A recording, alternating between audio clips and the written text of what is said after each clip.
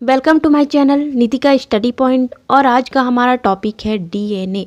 DNA एक nucleic acid है जो कि यहाँ पे जेनेटिक मटेरियल को एक जनरेशन से दूसरे जनरेशन तक पहुँचाता है। कोई भी अगर बच्चा हो, पैदा हो इंसान का, तो हम देखते हैं कि उसकी जो शारीरिक बनावट है, बॉडी स्ट्रक्चर है, वो अपने पेरेंट्स के समान ही है।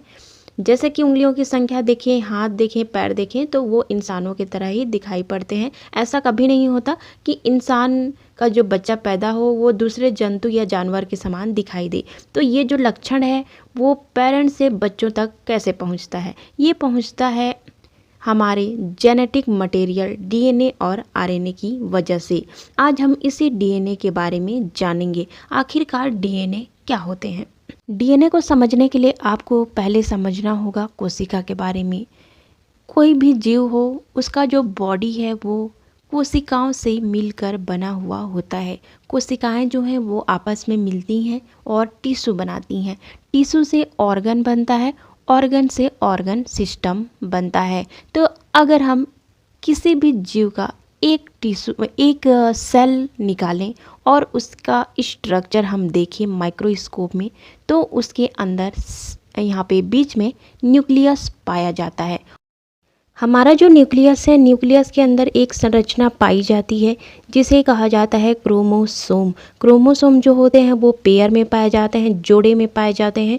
और ये जो क्रोमोसोम है उनकी संख्या अलग अलग जीवों में अलग अलग होती है। इंसानों में अगर देखें तो ये 46 होते हैं नंबर में, और पेयर की बात करें तो ये होंगे 23। तो अब ये जो क्रोमोसोम है उसका और डिटेल से हम स्ट्रक्चर देखने की कोशिश करें, जानना चाहें कि जो क्रोमोसोम है वो क्या के बने हुए होते हैं या फिर उनके स्ट्रक्चर के अंदर क्या पाया जाता है, तो वो पाया जाता है हमारा जेनेटिक मटेरियल जिसे कहा जाता है डीएनए। और यही हमारा न्यूक्लिक एसिड होता है जो कि क्रोमोसोम के अंदर पाया जाता है। अब हम देखना चाहें कि क्रोमोसोम से तो डीएनए बना, या फिर क्रोमोसोम के अंदर डीएनए पाया जाता है, डीएनए के अंदर क्या पाया जाएगा, या फिर डीएनए को और डिटेल से देखें तो उसमें क्या पाए जाएंगे, तो उसमें पाए जाते हैं जीन। इस प्रकार से क्रोमोसोम में डीएनए में जीन। क्रोमोसोम और जो हमारा डीएनए और हमारा जो जीन है वो लगभग सेम ही है, जो कि हमारे क्रोमोसोम को बनाते हैं। और यही हमारे जेनेटिक मटेरियल होते हैं जो कि पेरेंट्स से जो लक्षण है उसे अपने जो डॉटर है या फिर बच्चों तक पहुंचाते हैं, और इसे ही कहा जाता है हमारा न्यूक्लिक एसिड। अगर हम डीएनए के बारे में थोड़ा सा हिस्ट्री देखें तो डीएनए की पहचान सबसे पहले 1869 में जोहान फ्रेडरिक मिसर ने की थी। उन्होंने इसका नाम न्यूक्लिन रखा था। इसके बाद यहाँ पे एक और आए जिन्हें कहा जाता है अल्ब्रेक्ट कॉसेल। उन्होंने ये जो न्यूक्लिक एसिड था जिसे सबसे पहले यहाँ पे जोहान मिसर ने देखा था, उसका नाम डाईऑक्सी राइबोज न्यूक्लिक एसिड रख दिया। अब कुछ समय बाद 1951 या फिर 1951 में यहाँ पे वॉटसन और क्रिक आए, दो लोग, जिन्होंने डीएनए की जो आणविक संरचना है या फिर मॉलिक्यूलर स्ट्रक्चर है उसको डिटेल से देखा और बताया कि डीएनए का जो अंदर का स्ट्रक्चर है डिटेल में ये किस प्रकार से लगे हुए होते हैं या फिर बने हुए होते हैं उसकी जानकारी दी। तो खोज दूसरे ने की, नाम दूसरे ने दिया, और जो स्ट्रक्चर है उसे बताया यहाँ पे वाटसन और क्रिक ने 1951 में या 1951 में। इसीलिए इन्हें नोबेल पुरस्कार भी दिया गया था 1962 में कि आपने डीएनए का जो स्ट्रक्चर है उसको बताया, और ये नोबेल पुरस्कार से इन्हें सम्मानित किया गया था। चलिए और डीएनए के बारे में देखते हैं। डीएनए जो होते हैं उनकी जो श्रृंखला है उसे न्यूक्लियोटाइड कहा जाता है। न्यूक्लियोटाइड क्या होते हैं? न्यूक्लियोटाइड वो होंगे जिनमें शुगर, नाइट्रोजन बेस और फॉस्फेट तीनों जो ग्रुप हैं वो प्रेजेंट हो। तो यहाँ पे जो हमारा डीएनए है उसमें शुगर भी पाया जाता है, नाइट्रोजन बेस भी पाया जाता है और फॉस्फेट ग्रुप भी पाया जाता है। तो ये याद रखिए, डीएनए का जो स्ट्रक्चर है उसमें 3 ग्रुप प्रेजेंट होंगे। सबसे पहला तो है यहाँ पे शुगर, दूसरा है नाइट्रोजन बेस और तीसरा है फॉस्फेट। कई बार सुनने को मिलता है न्यूक्लियोसाइड। न्यूक्लियोसाइड की अगर हम बात करें तो अगर फॉस्फेट ग्रुप को हटा दिया जाए तो न्यूक्लियोटाइड जो है वो न्यूक्लियोसाइड बन जाएगा। तो न्यूक्लियोसाइड में शुगर और नाइट्रोजन बेस तो होंगे, बट जो फॉस्फेट है वो नहीं होगा। बट यहाँ पे डीएनए जो है वो न्यूक्लियोटाइड है, इसीलिए इनमें शुगर, नाइट्रोजन बेस और फॉस्फेट तीनों पाया जाता है। तो यहाँ पे जो शुगर होता है वो डाईऑक्सीराइबोस होगा। तो यहाँ पे हम देखें बेस के बारे में, या फिर कहें नाइट्रोजिनस बेस जो है हमारे डीएनए में वो कौन कौन से होंगे। तो पहला यहाँ नाइट्रोजन बेस है जिसे कहा जाता है प्यूरिन। प्यूरिन का अगर हम देखें कौन कौन से 2 फॉर्म होंगे, तो इसमें पहला होगा हमारा एडिनिन, दूसरा है ग्वानिन। और अगर दूसरा फॉर्म देखें जिसे कहा जाता है पायरीमिडिन, उसके भी 2 फॉर्म पाए जाते हैं डीएनए में। पहला है होगा थाइमिन और दूसरा है साइटोसिन। 4 टाइप के हमारे जो नाइट्रोजन बेस हैं वो डीएनए में पाए जाते हैं और एक पाया जाता है फॉस्फेट। और ये तीनों मिलकर डीएनए का जो स्ट्रक्चर है उसको बनाते हैं।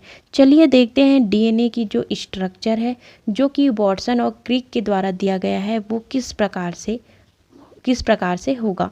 तो यहाँ पे स्ट्रक्चर देखें तो डीएनए का नॉर्मल स्ट्रक्चर आप देख रहे हैं, इसमें सीढ़ी के समान संरचनाएं पाए जाएंगे, जिसे कहा जाता है यहाँ पे बैकबोन, या फिर कहा जाता है डबल हेलिक्स स्ट्रक्चर।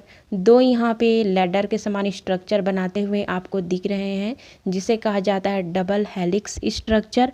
और ये जो बैकबोन है वो शुगर और फॉस्फेट के बने हुए होते हैं, और इनके बीच में यहाँ लाइन फॉर्म में जो होता है वो हमारे नाइट्रोजन बेस होते हैं। तो यहाँ पे तीनों टाइप्स या फॉर्म थे जो कि हमारे डीएनए को बनाते हैं। क्या क्या हमारा सबसे पहले था शुगर, दूसरा फॉस्फेट और नाइट्रोजन बेस। ये तीनों आप स्ट्रक्चर में देख पा रहे होंगे। जो बैकबोन है वो शुगर और फॉस्फेट के बने हुए हैं, और बीच में जो लाइन फॉर्म का बना हुआ स्ट्रक्चर वो है हमारे नाइट्रोजन बेस। और ये जो नाइट्रोजन बेस हैं वो आपस में 2-2 के जोड़ी में जुड़े हुए होते हैं। तो चलिए देखते हैं किस किस टाइप से ये आपस में जुड़े हुए होते हैं। यहाँ पे देखिए, जो हमारा एडिनिन है वो थायमिन के साथ जुड़ेगा, और जो ग्वानिन है वो साइटोसिन के साथ जुड़ा हुआ होता है। अंदर में डीएनए के एडिनिन और थायमिन जुड़ेंगे डबल बॉन्ड की हेल्प से, और ग्वानिन और साइटोसिन है वो जुड़ेंगे ट्रिपल बॉन्ड के साथ। ये याद रखिए, डबल बॉन्ड और ट्रिपल बॉन्ड 2 बॉन्ड इनके बीच में पाया जाता है, और ये डीएनए के अंदर जुड़े होंगे और डीएनए का स्ट्रक्चर को कंप्लीट करते हैं। तो इस प्रकार से एडिनिन, ग्वानिन, साइटोसिन, थायमिन लगातार जुड़ते जाते हैं डीएनए के अंदर, और इस प्रकार से डीएनए का जो स्ट्रक्चर है वो पूरा हो जाता है। डीएनए का जो एक हमारा टर्म होगा, उसकी अगर हम लेंथ की बात करें तो एक टर्न की जो लेंथ है वो 34 आर्म स्ट्रॉन्ग होता है। और अगर हम यहाँ पे देखें तो डीएनए के एक टर्न में 10 न्यूक्लियोटाइड का जो पेयर है वो पाया जाएगा, और प्रत्येक न्यूक्लियोटाइड की जो बीच की दूरी होती है वो 3.4 आर्म स्ट्रॉन्ग होता है। तो इस प्रकार से डीएनए का स्ट्रक्चर हमने देखा। इसमें पाए जाते हैं शुगर, नाइट्रोजन बेस और फॉस्फेट, और इन्हें कहा जाता है न्यूक्लियोटाइड। डीएनए पाया जाता है यहाँ पे हमारे न्यूक्लियस में।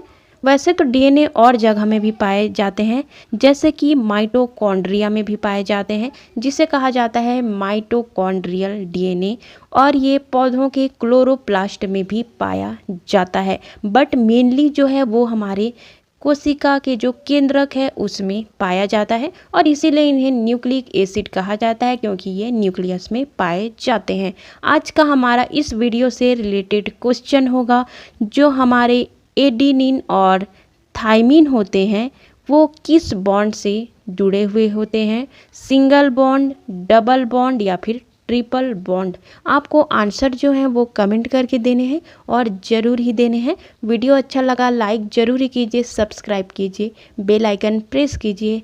Thank you so much for watching.